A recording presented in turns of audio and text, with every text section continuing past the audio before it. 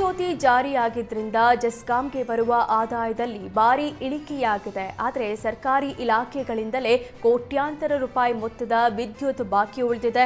ಇದನ್ನು ವಸೂಲಿ ಮಾಡೋದು ಬಳ್ಳಾರಿ ಜಿಲ್ಲೆಯ ಜೆಸ್ಕಾಂಗೆ ದೊಡ್ಡ ಸವಾಲಾಗಿದೆ.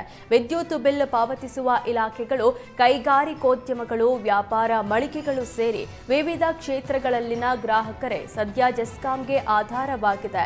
ನಗರ ಸ್ಥಳೀಯ ಸಂಸ್ಥೆಗಳು ಬೀದಿ ದೀಪಕ್ಕೆ ಬಳಸುವ ವಿದ್ಯುತ್ ಸಂಪರ್ಕಗಳ ಬಿಲ್ ಪಾವತಿಸದೆ ಕೋಟ್ಯಾಂತರ ರೂಪಾಯಿ ವಿದ್ಯುತ್ ಬಿಲ್ ಬಾಕಿ ಉಳಿದಿದೆ. ಬಾಕಿ ವಸೂಲಾತಿಗಾಗಿ ಜೆಸ್ಕಾಂ ಸಾಹಸ ಮಾಡುವ ಸ್ಥಿತಿ ನಿರ್ಮಾಣಗೊಂಡಿದೆ. ಬಳ್ಳಾರಿ ಗ್ರಾಮೀಣ ಹಾಗೂ ನಗರ ಭಾಗದಲ್ಲಿ ಕಾರ್ಯನಿರ್ವಹಿಸುವ ಸರ್ಕಾರದ ವಿವಿಧ ಇಲಾಖೆಗಳಿಂದ ಜೆಸ್ಕಾಂಗೆ 394.94 ಕೋಟಿ ವಿದ್ಯುತ್ ಬಿಲ್ ಬಾಕಿ ಇದೆ. ವರ್ಷದಿಂದ ವರ್ಷಕ್ಕೆ ವಿದ್ಯುತ್ ಬಿಲ್ ಜಾಸ್ತಿ ಆಗ್ತಿದ್ದು ಬೆಸ್ಕಾಂಗೆ ವಿದ್ಯುತ್ ಬಿಲ್ ಪಾವತಿಸೋದೇ ಕಷ್ಟವಾಗಿದೆ. ಶಿಕ್ಷಕರು ಮಕ್ಕಳ ಕೊರತೆಯಿಂದ ರಾಜ್ಯದ ಗಡಿ ಜಿಲ್ಲೆಗಳಲ್ಲಿ ಮತ್ತಷ್ಟು ಕನ್ನಡ ಶಾಲೆಗಳನ್ನು ಮುಚ್ಚುವ ಭೀತಿ ಹೆಚ್ಚಾಗಿದೆ. ಉತ್ತರ ಕನ್ನಡ ಜಿಲ್ಲೆಯಲ್ಲಿ ಮಕ್ಕಳ ಕೊರತೆ ಹಾಗೂ ಶಿಕ್ಷಕರ ನೇಮಕಾತಿಗಿಲ್ಲದೆ ಹಲವು ಸರ್ಕಾರಿ ಶಾಲೆಗಳು ಮುಚ್ಚಲು ಸರ್ಕಾರ ಚಿಂತನೆ ನಡೆಸಿದೆ. ಗೋವಾ ಗಡಿಯಲ್ಲಿ ಕನ್ನಡ ಶಾಲೆಗಳನ್ನು ಮುಚ್ಚಿ ವಿಲೀನಕ್ಕೆ ಶಿಕ್ಷಣ ಇಲಾಖೆ ಮುಂದಾಗಿದೆ. ಶಿರಸಿ ಶೈಕ್ಷಣಿಕ ಜಿಲ್ಲೆಯಲ್ಲಿ ಪ್ರಾಥಮಿಕ ಶಾಲೆಗಳಲ್ಲಿ 914, ಪ್ರೌಢಶಾಲೆಗಳಲ್ಲಿ 149 ಶಿಕ್ಷಕರ ಕೊರತೆಯಾಗಿದೆ. ಕಾರವಾರ ಶೈಕ್ಷಣಿಕ ಜಿಲ್ಲೆಯಲ್ಲಿ 249 ಸರ್ಕಾರಿ ಶಾಲೆಗಳು ವಿಲೀನಕ್ಕೆ ಶಿಕ್ಷಣ ಇಲಾಖೆ ಸಿದ್ಧತೆ ನಡೆಸಿದೆ.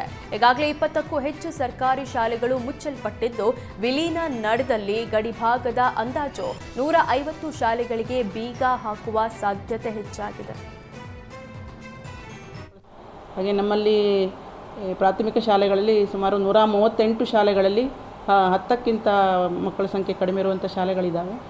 ಆ ಒಂದು ನಮ್ಮ ಇಲಾಖೆಯ ಉದ್ದೇಶದಂತೆ ಈಗಾಗಲೇ ನಮ್ಮಲ್ಲಿ 8 KPS ಶಾಲೆಗಳಿದ್ದಾವೆ. ಜೊತೆಗೆ ಈ ವರ್ಷ ಮತ್ತು 7 KPS ಶಾಲೆಗಳನ್ನು ಕೂಡ ಮಂಜೂರು ಮಾಡಿದ್ದಾರೆ. ಈ KPS ಶಾಲೆಗಳ ಸುತ್ತಮುತ್ತ ಇರುವಂಥ ಮಕ್ಕಳ ಸಂಖ್ಯೆ ಕಡಿಮೆ ಇರುವಂಥ ಶಾಲೆಗಳನ್ನು ಈ ಒಂದು KPS ಶಾಲೆಗಳಿಗೆ ಸೇರಿಸಿ ಮಕ್ಕಳಿಗೆ ಒಂದು ಉತ್ತಮ ಗುಣಮಟ್ಟದ ಶಿಕ್ಷಣವನ್ನು ನೀಡುವ ದೃಷ್ಟಿಯಿಂದ ಈ ಒಂದು ಶಾಲೆಗಳನ್ನು ಅದಕ್ಕೆ ವಿಲೀನ ಮಾಡಬೇಕು ಅನ್ನುವಂಥದ್ದೊಂದು ಉದ್ದೇಶ ನಮ್ಮ ಇಲಾಖೆ ಇದೆ. ಆ ಒಂದು ಕಾರ್ಯ ನಡೀತಾ ಇದೆ. ಅದು 200